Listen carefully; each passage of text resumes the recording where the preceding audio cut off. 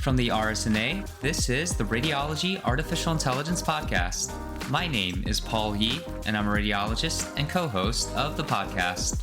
And my name is Ali Tejani, and I'm a radiologist and co-host of the podcast. Each month, we dive into the hottest topics in radiology AI and talk with leading experts, thought leaders, and movers and shakers in the field.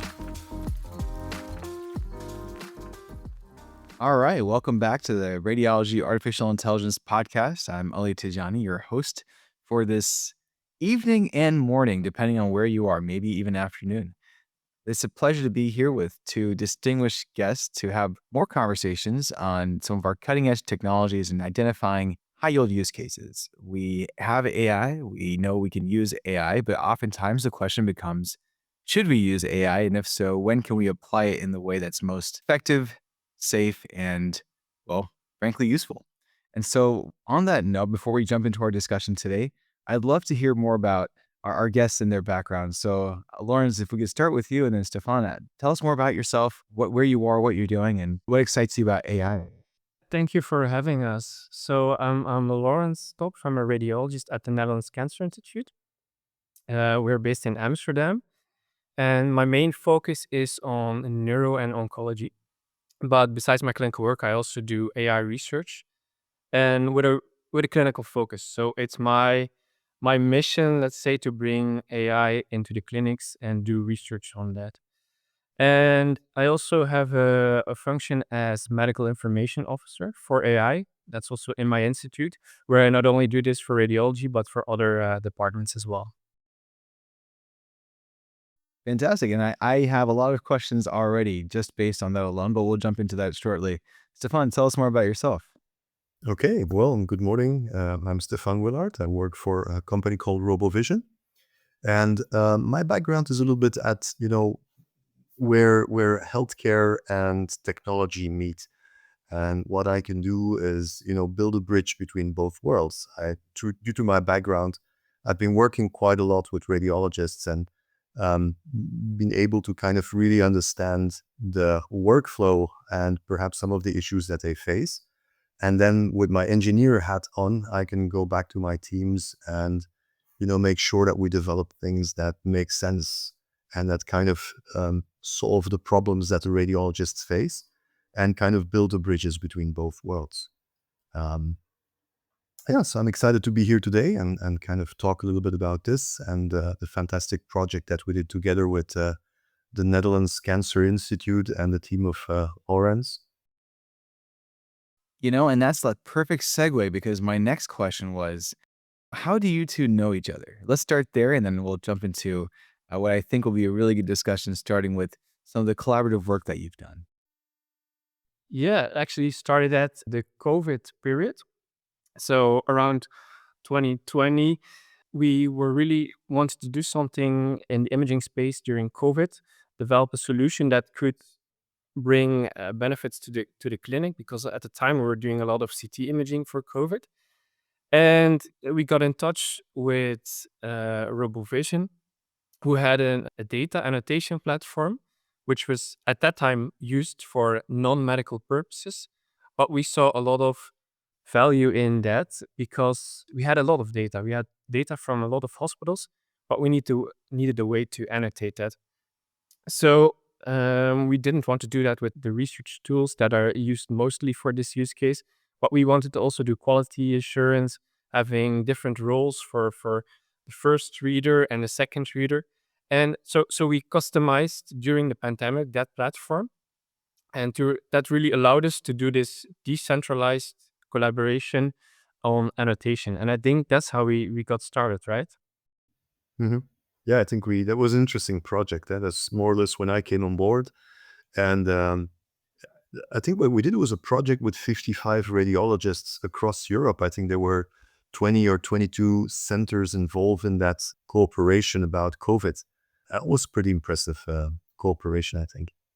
We learned a lot from that, right? And I think, and then took that to other use cases as well. Yeah. I think that's where we kind of started collaborating. And then, when COVID was kind of getting less, I think we had a conversation with with each other and kind of seeing what we could do to, as a next step potentially. And I think that's when Lawrence, mentioned something about doing a collaboration about, the most common central nervous system tumor, which is, brain metastasis. And that was an interesting area. And we did a bit of research there. And obviously, I think Lawrence is best placed to kind of explain what kind of challenges they face as radiologists. And we kind of started a cooperation basically from that point onwards. And just for context for our listeners, now we're talking about the latest collaboration for the Radiology Journal, right, which was a data-centric approach to deep learning for brain metastasis analysis at MRI, which featured a really multidisciplinary team of experts, I'd say across Europe and internationally, it looks like. And so really, again, excited to hear your take on how you approach that use case, how you decided that was the problem that needed to be solved. And maybe from there, we can go into a discussion for more general themes, I think, because this is a question on all of our minds is how do we identify the highest yield or use cases, whether it's a direct return on investment and indirect ROI, to develop AI tools to invest the resources, time, skills, financial assets, etc., towards solving a problem. And so how did you come to this brain metastasis quantification or analysis task? Yeah, so this started from a real clinical need. I work in a dedicated oncology hospital. A lot of the imaging that we do there is follow-up imaging. Of course, first we have the staging, but then there's a lot of follow-up imaging. And we see a lot of lung cancer, breast cancer, melanoma patients. So this results in a huge number of MRIs for brain metastases. And we see that number rising each year, and it continues to increase because patients are living longer, right? Therapies are improving, but the pressure on a radiology department is also increasing. And you have this very well-defined enhancing lesions in the brain. We had some prior experience with similar software for lung nodules, but we thought, okay, this is an excellent use case for the current technology, current deep learning models, to be able to detect and segment these lesions and follow up over time. Why? Because we're also treating them focally a lot more, right? Our radiation oncologists are going to 10 to 20 lesions for focal radiation therapy. So they respond differently, and we have to measure almost all of them. It's getting quite long reports and a huge potential for more automation, I would say. And that's interesting because as I talk to groups, whether they're the vendors or they're researchers, there was, especially in the 2019, 2020 time, there was a lot of excitement, right, about creating AI models or developing AI solutions for specific tasks. And you talk to groups and, we're creating models to detect rib fractures or, you think about, well, for with my bias in neuroradiology, I read a lot of postoperative MRI brain cases. Maybe I can create a model that detects pneumocephalus. As that excitement kind of sits there for a little bit, you start to realize, but do we need a model for that? Right? Is that the right place to create a detection-based tool or otherwise? So I'm curious to hear your thoughts on, similar to how you linked your experience to a real-world clinical problem. How do you identify the factors that make a high-value use case, right? How do you identify from all these clinical problems, these are the ones that represent those where AI could make a really a positive difference? If I may, I think from an AI perspective, obviously, it's kind of a hot topic and people talk to us when I go to a hospital, we go and talk to the people we know there. Everybody has a bit of a, favorite problem that they would like to get fixed with AI. The key thing is that I think there's two or three things we need to look at. I think first of all, how important is the medical problem? Tell us about, why this is a problem for you as a medical specialist. Why is this really a pressing problem? The second thing is we need to look at, what could be the right way, technically speaking, to kind of fix that problem. Is AI the right answer for this problem? Are there other ways to solve that? But trying to see, can we solve the problem and how do we want to solve that? And AI might be the right answer. The third thing that we need to look at is perhaps the business potential. This kind of, once you embark on a project like this, it takes a number of years to go through, getting the data, annotating the data, creating the model, the whole validation certification. So you're embarking on an adventure that takes quite a lot of time. So you want to be sure that, it's worth doing it. So the clinical problem is definitely important, but also the environment, I think, are there competitors? Is the problem being solved in other ways? What is the research doing today? It kind of gives an indication as to whether this problem is close to being solved or not. But as these things take a lot of time, it's always a little bit of a leap of faith. You don't have all the answers from the start. You can do your homework, but end of the day, you don't know if there's a company, submarining or stealthily developing something. And by the time you have something, they might already be on the market. So that's always a little bit of an unknown. But if you do your homework on the other elements and the use case is worthwhile and the team is there to support you and the data is there, it's definitely worthwhile jumping in and trying to tackle this one. Thank you, Stefan. And I think that's a really important point in a broader perspective there, right? In terms of stepping back and saying, okay, what are the different aspects of this with a forward-thinking, a forward-facing approach, which I think is oftentimes maybe overlooked. And so we really appreciate that that reminder there. Lawrence, and thinking about the paper then and the project that you and Stefan collaborated on, what were some of the challenges there? It could be about those similar points, but what were some of the hardest things about that experience from you and your team? Yeah, from the development perspective, we're definitely not the first to develop a deep learning model for brain metastasis. But what you saw in previous published papers is that they really struggle with detecting the smallest lesions, like everything below 6 millimeters. And I think they're being able to do that at a high sensitivity and with low false positives, right? That's the other very important part. Doing that really makes the difference between clinically relevant or not model, right? So our focus was purely on that. Can we make a model that is clinically relevant, meaning can it detect metastases of all sizes, especially the small ones that I also sometimes can overlook, and any experienced neuroradiologist also sometimes misses. You want to detect these, and you want to do the registration with prior scans. You want to do that very exact, also for these very small lesions. So I think the challenge there was not per se inventing a new technology architecture or something, but more of how can we get to an excellent model that can support a subspecialized radiologist? Because I think that's the challenge also in the field. We have a lot of models out there, but very few, in my opinion, can really support a expert in their field. Do you have a few examples for us there? Yeah, so I mentioned it before. I think there's a lot of long nodule software for detection and segmentation out there. And their intended use is often very narrow, right? It's 3 to 30 millimeters usually, right? The real definition of a nodule.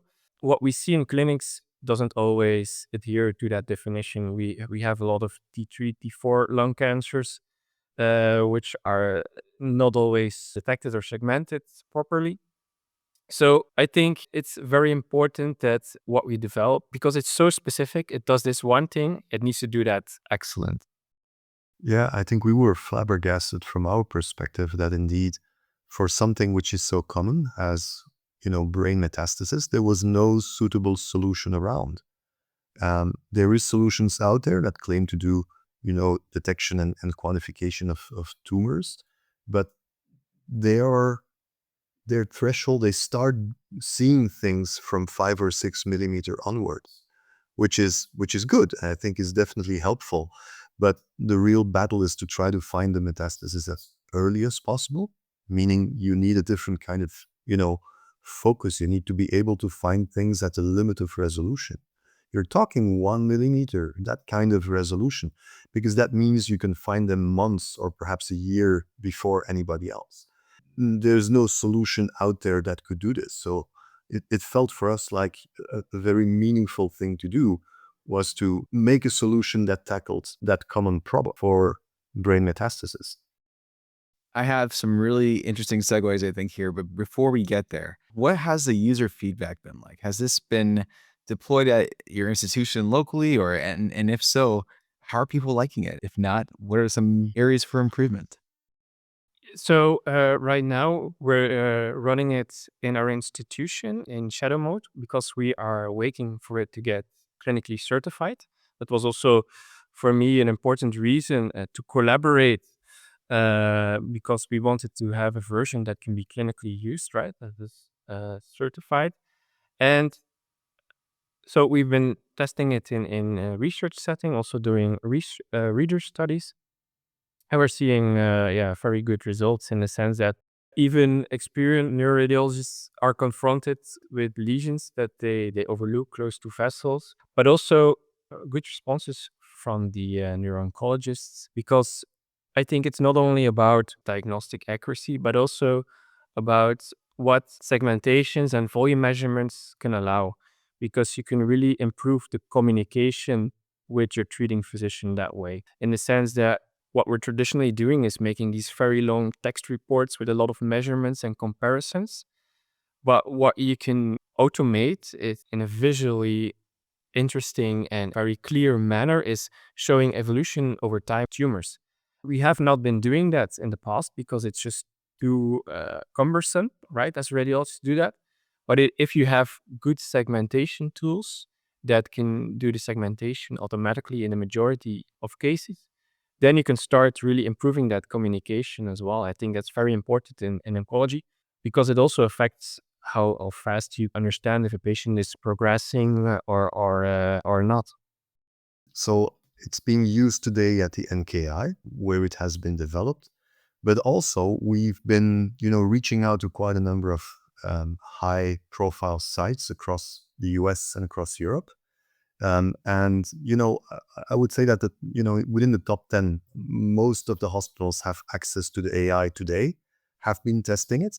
We've had tremendously positive feedback from people, not just from radiologists, but also, as Lawrence was saying, the tool seems to really give much more meaningful information and insights into the disease towards the clinicians, especially, for example, in a tumor board where you have, lots of specialists together and they want to really understand what's going on with the patient, is the therapy working, what's the response rate, etc. And the tool is really giving deep insights on that, based on the volume evolution over time for every specific lesion. So we've also been, reaching out not just to radiologists, but also to hear feedback from neuro-oncologists, etc. People, radiation oncologists, to really understand their workflow, because they depend on, the findings of the radiologists for, dealing with, defining the therapy, adjusting the therapy, carrying out the therapy, right?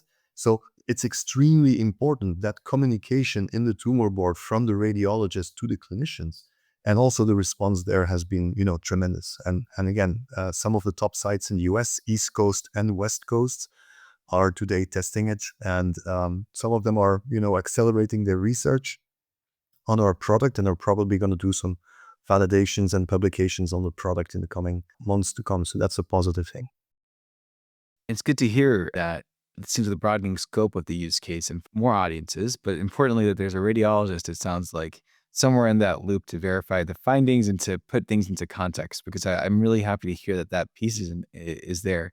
We've had prior conversations on human AI interactions, and yeah, so it's good. It's good to hear that for sure. On that point, I think it's really aimed at, allowing radiologists to assess. We provide the data, we provide the information. Obviously, this is an AI tool, so it still has some sensitivity and specificity numbers. They are excellent. So in all our tests, I think we have really outstanding results, and as can be seen in the publication. But the confirmation by the radiologist is definitely essential. They can see, they have a holistic view on the patient's situation. They're in the best position to assess, are there false negatives, false positives. So that's definitely important before it, goes through to the tumor board and the clinicians. And when we think about so one of those segues then, So one of those segues was about the integration piece, because I think it's so important to understand your user's workflow, as you alluded to, whether it's the radiologist or other consumers of the AI results, because you could have a model that's 100% in terms of its performance metrics, right? But if you can't somehow seamlessly integrate it into the end user's workflow, you may not be able to translate that to any meaningful clinical impact. And so I'm curious to hear, and it could be on either front, the radiologists or others, how did you integrate those AI results in shadow mode or in those more mature deployments? How did you integrate those into clinical workflow? Yeah, that's for me also a very crucial topic. I think it's very important from the start to understand that the tools that we're developing today, using deep learning of other approaches, is that you have to know that they are imperfect, right? They will get false negatives, they will get false positives. So you cannot develop them in a way as if they are completely automated, autonomous solutions. So from the start, we thought about, okay, how can we integrate this? And I think that last mile problem of getting a solution in the radiologist workflow is super crucial. And I think that's also what is currently still, we still have a lot of work there. Um, what I find important is that the results, especially if it's measurement segmentations or diameters based on these segmentations, that they get in my workflow, right? As a radiologist, I want to reject those false positives. Immediately, if I accept a true lesion, I want it to go to my report. And what is crucial there, I think it's two things. It's interoperability of the results. I know you wrote very nice paper on this, Ali. Uh, Support for these interoperable machine readable formats, including DICOM structured reports, right? The DICOM SR, DICOM segmentation objects. We're working with that. I really was able to convince Stefan and his team as well to work on providing these output formats and not just secondary captures, right? Because they're so limited and I cannot integrate these in my reports.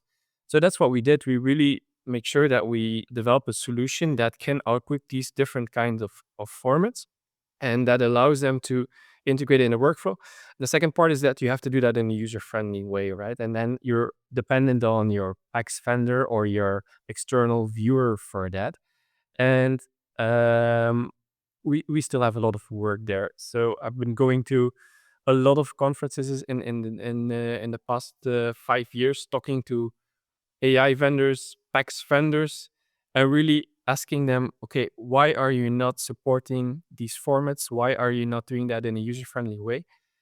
And there's a lot of work to do. And I think we really need to have some more leaders in this field that set the example.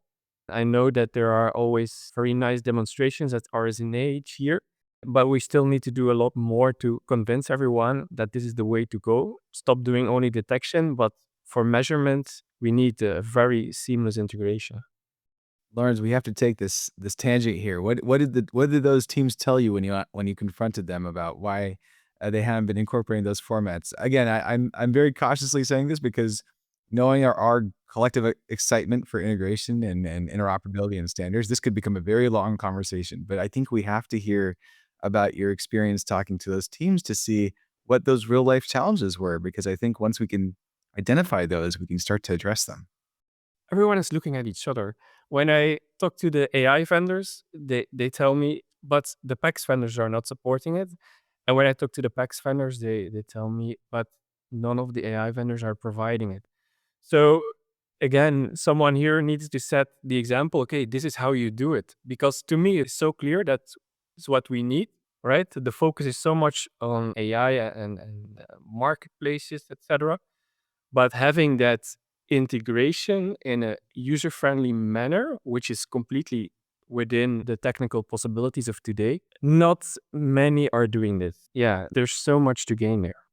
If I can chip in on that, I think from the get-go, one of the first conversations we had was how are we going to make sure that whatever we build, can be integrated? And there was a brief discussion about, do we need to have a separate application or do we need to kind of fit into existing workflow? And we chose, full integration with a DICOM workflow. And then we kind of had a discussion about, what kind of formats do we need? And we need a human readable format. We need, for compatibility reasons, secondary capture. So that's definitely, kind of the mainstream and is the best supported by all vendors out there. And then you get into different kind of formats like the structured report. And we follow the TIT 1500 standard, which is basically encapsulating all the findings that we have into something that the machine can read. And then there's multiple other formats that we export, but our aim is really to fit within an existing workflow, not reinvent a workflow, but make sure that the PACS device, the PACS software can really read a maximum out of what we produce. So machine readable, human readable, but also segmentation masks and stuff like this. So we have, I think, 6 or 7 different formats that we export today. You make it sound easy, just like that. I think creating the formats is relatively easy if you kind of know that this is what you want to do. But indeed, I think on the side of the PACS vendors, there are some PACS vendors that are showing the way and really being compatible with lots of those formats and embracing them. And for example, one of the vendors reads the structured report and is then kind of understanding that, hey, this is an AI prediction, and is then showing lesion per lesion a kind of accept and reject button, which is exactly what the radiologists actually want, which is exactly right, because you want it to be presented like this. And then when they have rejected a number of things, only the accepted lesions will figure in the report. And that's probably a fantastic way to do it. But not every PACS vendor today supports that functionality. We are ready. We export whatever is necessary to enable this, but it's up to the PACS vendors and the hospital's choice of PACS vendors to kind of, go along with that or not. And that could take some time. I think this is our call to action. Again, acknowledging the bias here, how exciting of a topic I think we find this to be. And so hopefully our audience is listening very keenly and at upcoming conferences is asking these questions, right? So we can always reiterate that and make sure that message is heard loud and clear. So thank you for emphasizing those points. I think this is a good transition then to our final segment of this conversation regarding academic and industry partnerships and collaborations. I'd love to hear your thoughts, having seen the success from your current and past works working together, especially in these contexts. How can we encourage more academic industry collaborations to translate innovation from the bench to the bedside? And Stephane, I'd love to hear your thoughts, Lawrence, you as well, on both sides, right? Like what makes a successful collaboration, not just in the short term, but maintaining that long term and scaling it to other use cases as well. I think any successful product, regardless of category, not just looking at healthcare, but any successful product is usually a result of a collaboration between good engineers on one side and users. And that interaction is so important.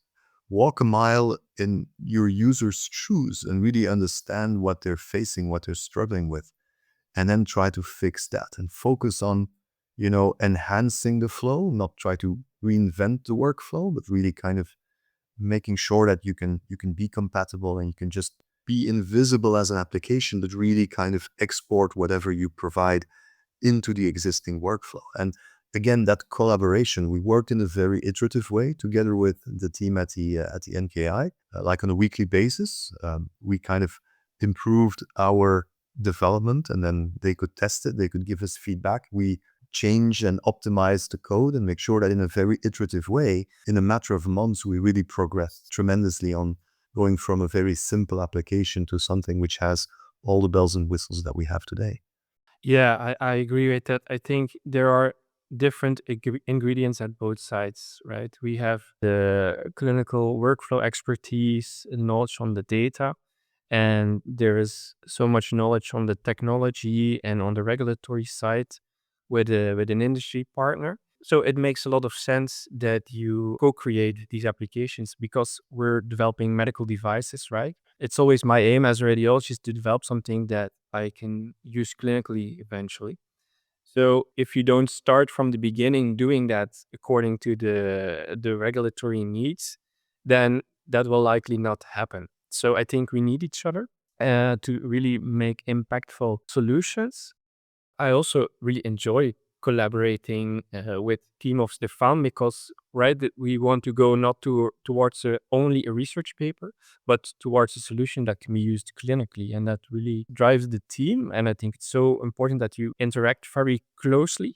Yeah, learned a lot about how the differences are, because there are differences, right? Sometimes the focus is for the institute on developing the research paper, while, right, you need to find each other in that and support each other. What are your priorities? And I think has been a very a good experience to learn from. And it's really great to see that. I think that that's where the magic really is those collaborations. I think some of the themes that came out in this talk were a need for those continued multidisciplinary conversations, identifying the use cases, but then understanding what are the technical limitations and what can be done, what can't be done. Iterative process for fine tuning and making sure that not only do we get the optimal performance, but we're meeting our users where they are as well. I think these are such powerful concepts. So as we wrap up our conversation, are there any final words, any words of wisdom to leave with our audience here today? I think from my perspective, it took a few years to come to this point and to achieve the results that we have.